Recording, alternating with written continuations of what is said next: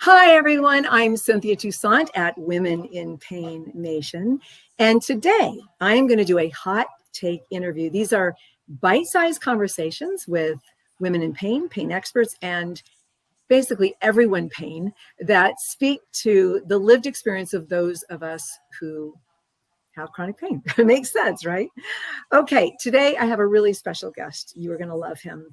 We love him at For Grace. His name is Fernando Rameriz, and Fernando is a policy analyst in the Capitol Office of California State Senator Maria Elena Durazo.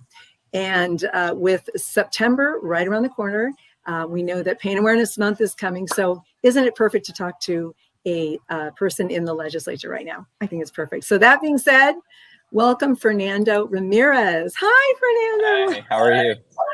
I'm good. How are you, my dear? Good. Hanging in there. Good. So I so appreciate that. I know this is suspense day for you in Sacramento. Yeah. Okay, so we're just raising the suspense. We're distracting you, taking you away from the suspense. No, okay. I love that honesty. Okay, not at all. What does suspense day mean? So, for folks not familiar, the California legislative calendar runs through late August, early September. And where we are right now in the process with mid-August is as real time, the Appropriations Committee in both houses, so simultaneously are holding their hearings where basically the bills get heard and it's determined if they're either going to move forward to the opposing chamber for a floor vote there or they're held, and that's kind of the end of it for the year for that bill. So it's the next to last step for a lot of us in the legislature, and it's a high stakes game where all the work you've done over the year is up it's for high yeah. So we'll see what happens, but thank you. I appreciate that. We're going to get through it either way. Okay, so we're trying to distract you a little bit here, and today our topic is chronic pain and creating legislative change. I didn't tell you the topic, but it kind of makes sense. And I just want to start, Fernando, by saying thank you. You have been, since we met, like probably 8 years ago, you've been such a champion for Grace and for our community of women in pain. And basically, I mean, you have literally, I think this will be the 8th year in a row that you have found the author. I'm trying to out-talk a plane here. You have found the authors, I should say, for these September is Pain Awareness Month bills, as well as we choose a day for women in pain awareness. And that makes such a huge difference for the women in pain community because we feel heard, we feel like our issue is important, our pain is important, and it just, thank you. I am bowing to you because that means so much. Thank you.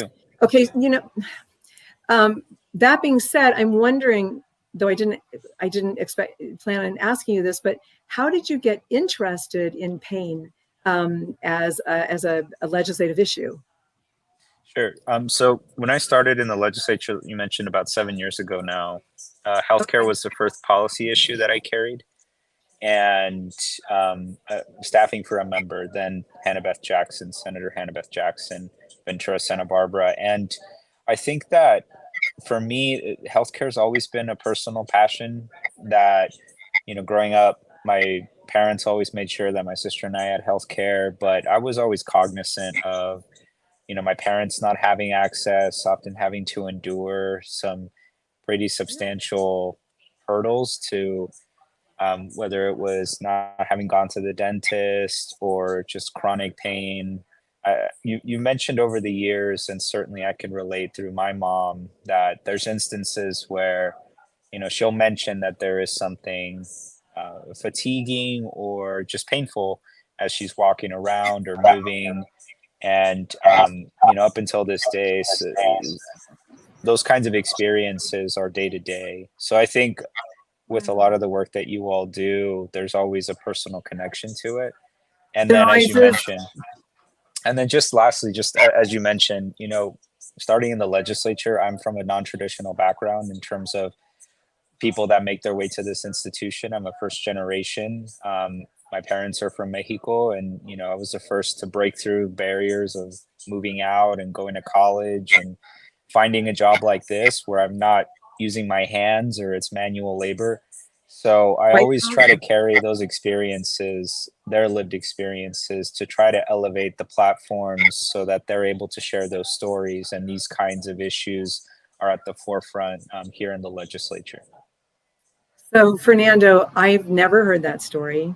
And I just always knew there was something about you that was special. You just got it. And there you go. It is a personal experience. And that's what I always tell our community, that it has to be personal. I think 1 in 6 people in the United States have pain. So it's really personal to everybody. We all know somebody with pain. And when it's your mother, that's a really big deal. I hope she's not suffering. I hope that we can do something to help her. Yeah, Well, together I we know are. she'll always appreciate that, and she passes that message back to you and I forward. would love to meet her. She's very always thinking of others, and she'll share, but I just and again, I go back to a lot of what you all have taught me over the years, is she often kind of keeps it to herself and tries to look after others, which I try to reverse that now as an older son, to help her be comfortable sharing what's going on, and try to offer what I can to see if there's things that I could do That, to help ease that. that must be why it fascinates you that I always tell you about my pain. No, As an it's advocate, you can talk, but yeah, not as a patient.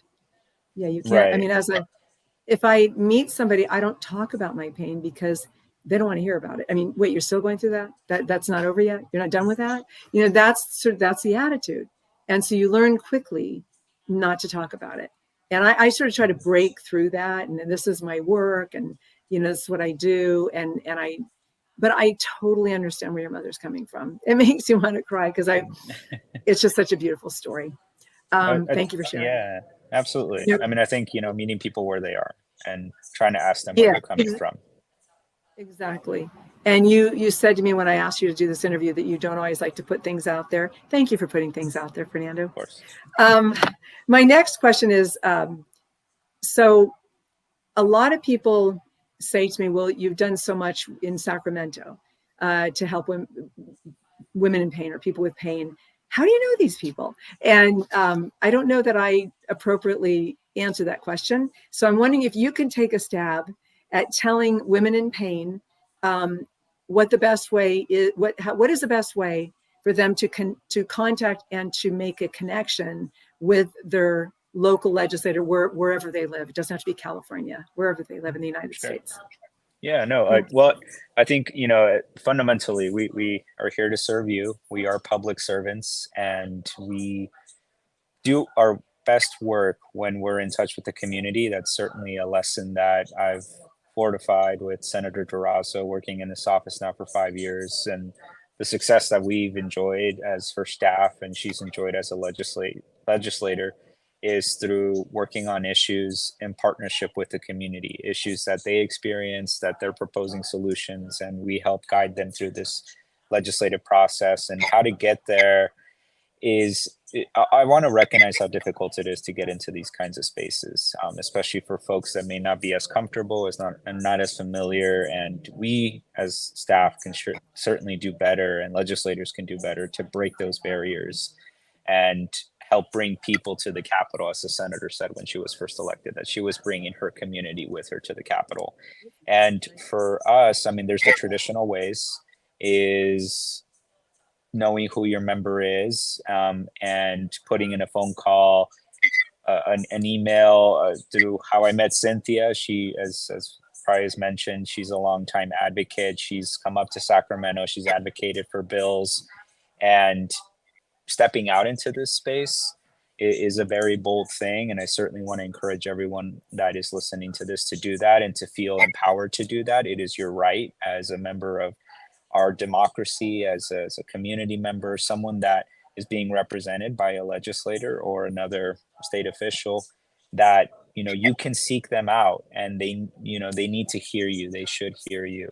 So it's through those kinds of means. And I think, especially if you establish a connection or a relationship with the staffer, I think that also goes a long way, that you have someone in the building that, for me, what I try to do in building relationships with advocates like Cynthia is to help fill the gray area in terms of how this space works, who you need to talk to, what the process looks like, what questions you should be asking, who you need to go to, all of that. So, I mean, establishing that one relationship at the beginning, keeping it very simple and hyper focused on that, can help unlock the rest of the institution from someone Oh, I love that. that is willing to share that with Yeah. you. The first connection I made was, gosh, back in, I think, 1999. And I was at a press conference for HMO reform. And I was talking to a state senator, Liz Figueroa, if you remember her. Yeah. And I was telling her my story, and that they said it was all in my head. And she said, when you're a woman, everything's in your head. And I'm like, this is the woman I need to know. And then she's on our board currently, and we've worked together ever since. You know, and I've known all of her staffers.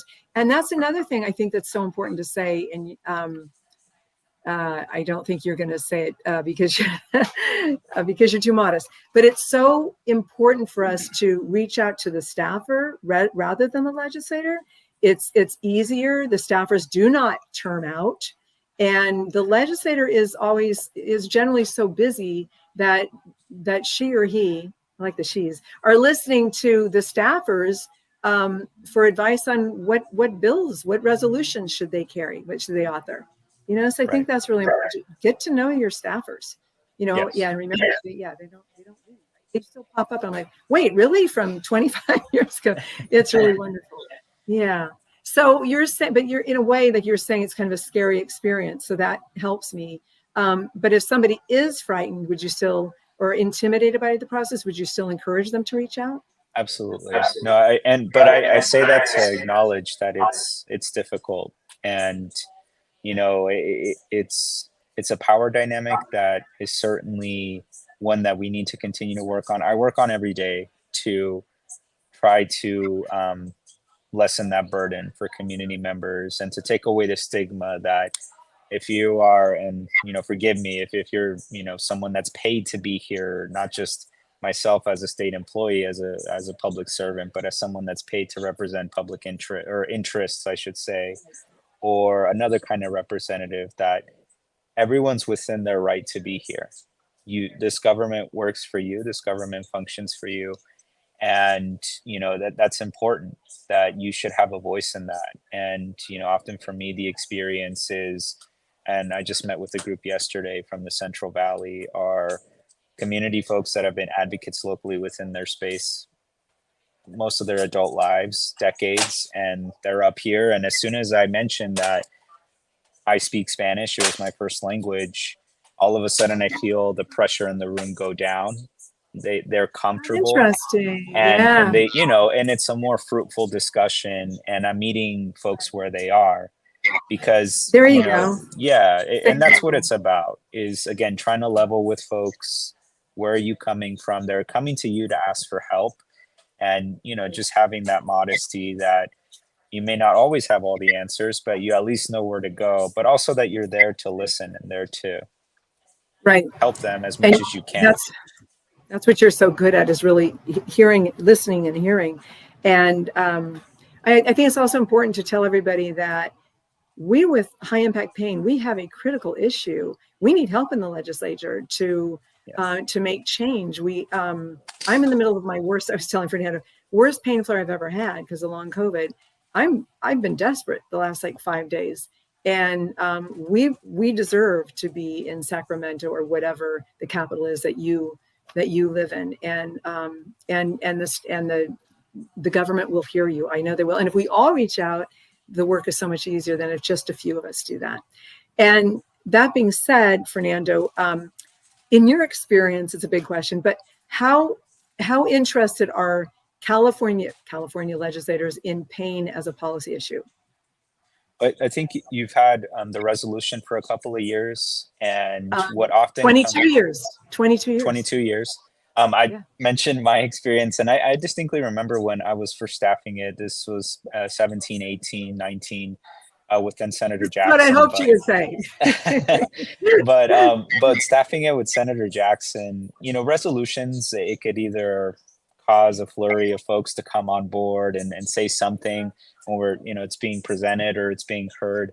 And what always caught my attention was this resolution is acknowledging September and a particular day around this time. I mentioned the suspense hearing. We're at the end of the legislative cycle, and they try to run through as much as material as they can while they can. But always this resolution sparked conversation or sparked discussion where uniquely it was talking about personal experience. And I remember Senator Holly Mitchell of Los Angeles. She talked about the disparity for Black women, especially if folks were going into a hospital seeking pregnancy. She mentioned Serena Williams' story, Right. that she almost lost her life during her pregnancy. Right. And that kind of personal context is something that always came about, which I thought was unique when you talk about resolutions. It's not just a general, well, my community is impacted by this or that, but just me, myself, I'm impacted by this, or I have a family member that's impacted. I always loved it that people needed to come forward and talk. And like the second Senate hearing I ever spearheaded, I called somebody in Sacramento. I started, and everybody said, California's broke. Cynthia, you are never going to get this done. Even you have to give up on this. And I just kept calling. And then I would hear that, oh, I met so-and-so, we were having lunch and they were talking about you calling. Oh, so and in the end, there were 3 legislators who wanted to, what's the word? Where they wanted to champion it. I can't think of what the word would be, but to host the Senate hearing. So it was like, it was in demand. And I heard as of about maybe 7 years ago that it's still the most requested video, that Senate hearing in Sacramento history. So it's like, don't quit. I mean, know that this is a critical issue, everybody. I know, Fernando. Okay, so we have worked on a bill idea for a number of years, and don't worry, I'm not going to press you for anything, and because you know me. Okay, so if this is a proposed idea, if this actual idea became a bill and then got signed into law, it would expand Medi-Cal, which is Medicare in California's Medicare in California, to include alternative therapies for people with pain. And we did a capital briefing and a white paper. It was a great briefing. I loved it. In 2019, then 2020, things closed down because of COVID. And now the state's broke. And I'm wondering, this is kind of for me, what's the best use of potential bill sponsors' time during a budget crisis? Well, I think that, you have to keep fighting. It's these problems don't go away. Certainly in this office, we've worked on healthcare expansion regardless of status. And we've had the Medicare and program expanded, Medi-Cal, I should say, Medi-Cal expanded for folks that are income eligible, that pay into the system, that require the basic healthcare services similar to this. So it's always a tough issue, but budgets reflect the values of a state. And for a state that has acknowledged healthcare as a basic human right, I think there's always space to push on these kinds of issues, especially for marginalized communities that are often axed out or don't have access to the basic healthcare services that they need and they require. So I would say that continued fighting is always, what you propose to advocates, and recognizing the cruelties of the legislative process. Yeah. As someone that serves as a liaison to you all as advocates on this process, I try to give you the path forward in terms of, and Cynthia and I have talked about this at length, but this is the hypothetical that in the best case scenario, of course, you sponsor a bill, it's authored by a legislator, and it just passes through, no amendments, and it gets signed by the governor. Oh no, that's never happened. In reality, it doesn't happen that way. No. So as we've talked about this proposal, what we've often spent time on, and what I would advise folks to spend time on, is crafting your proposal in terms of identifying the problem, the issue, who's going to be behind it, who's going to be against it, is a baseline, outline of what you need to work around. But certainly, as best as you can, to develop alternatives and what the alternative paths forward are going to look like. So in this case, you mentioned, we're in a bit of a budget crunch. Is there a way to get the bill implemented so that the state is committed to making this expansion as soon as there's an appropriation of money, for example? Or maybe there's a specific grant that can be tapped into that has resources, that isn't subjected to, what's going on, that the money's already there, that, would qualify, this kind of expansion would qualify. So those kinds of creative solutions that both the sponsors, advocates, and staff bring Right. from their experiences, and just research and looking into alternatives, all to say that being as creative as you can, that Okay. it's Very not good. Good just advice. always a one-way thing. There's Right. alternative ways, there's creative ways to look at it. Yeah. My cats wouldn't like it, but there are 10 ways. How many ways to skin a cat? They're lying. Just last question. I just Sure. can't let you go. Is there any other advice that you would give to a pain advocate who wants to work with the legislature? Well, I think just That you general haven't heard? advice. Yeah, of course. I keep going back to, this door is open to everyone, and making sure that everyone is heard and taken care of. And I think that the general advice is, and this could be construed in a certain kind of way, but just not taking no for an answer, in the sense Ooh, that I love that. you have issues, in terms of, not issues, but topics and things that you're passionate about. And what I've always admired about advocates and folks like Cynthia are, there's always a personal connection, seems to Not be, with the taking advocates that I no. work the advocates that I work with and the sponsors that I work with, whether it's on water access rights, it's on tenants' rights. I've worked on Right. healthcare, as I mentioned, healthcare expansion. Yeah. Everyone always is here because they are personally attached to the issue. And I see the similarities within this community, that there's an obvious personal nexus to the issue.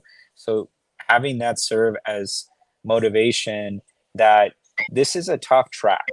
Getting legislation passed into state law, especially ambitious, groundbreaking, newfound legislation that you're trailblazing a new path, is difficult.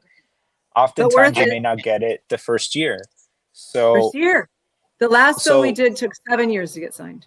that's right. Last bill. So it's having that that fortitude to keep at it, keep working, establish good relationships, meet people where they are, but most of all, be wholesome, be yourself, share your passions, and, just continue to push for it. It's a difficult thing, I recognize. And I know it's very discouraging. And certainly what we try to do is help. I mean, I could speak, especially for myself, is I try to, just walk with folks, prepare them for what the situations may be, and then just, okay, what's the next step? How can we take that next step, and keeping with the spirit of the fight? So it's nothing new, I think, but certainly, maybe the underlying thing here is there's no secret sauce with it. Having a passion, having an issue, wanting to fight for it, and keeping at it. That's really the secret behind That is the what secret success sauce. is here. And I don't think, Fernando, I don't think that's discouraging. I think it's encouraging. I really do find it really encouraging. I find it discouraging that John keeps giving me a rap sign. So he's been doing that for John. 10 minutes, but I just couldn't let you go. You have so much information for this community. And just thank you so much again for doing this interview, Fernando. Thank you for everything that you do to help for Grace, to help women in pain, and to help everybody else that you help. You are a busy man, and good luck with Suspense Day. I hope the suspense ends with it has a happy ending, at least. I know it'll be hope partially. so too. Yeah, no, I know. I want to thank you, and thank John, and thank everyone in the community for your continued support and everything that y'all do. It's, I'm up here in this Capitol office, but our success, and definitely our success in this office, isn't possible if we don't partner with fierce advocates like yourselves that are on the ground doing the real work. So we appreciate it. We hope to elevate y'all. We hope to elevate y'all. Thank you so much, and, Fernando. We'll talk soon. Okay. We'll talk soon. Thank you, everybody else. My God, you know why I love Fernando Rameriz now. What a guy. Thank you for joining us here on this hot take interview. And in the comment sections below, comment section singular below, please let us know what you've done with your local legislator. Did you do a reso? Did you work on a bill? Did you go and meet somebody in the legislature? Did Fernando inspire you to reach out to somebody? If you're going to do that, let us know what your plan is, and also post pictures in the comment sections. We love that because they're always so very happy. And Fernando Rameriz and I are just two minds that want to know. Long COVID is hitting me, so I'm going to let you all go. Thank you so much for being here again. Cynthia Toussaint signing off for now, Women in Pain Nation. See you all soon. Bye-bye.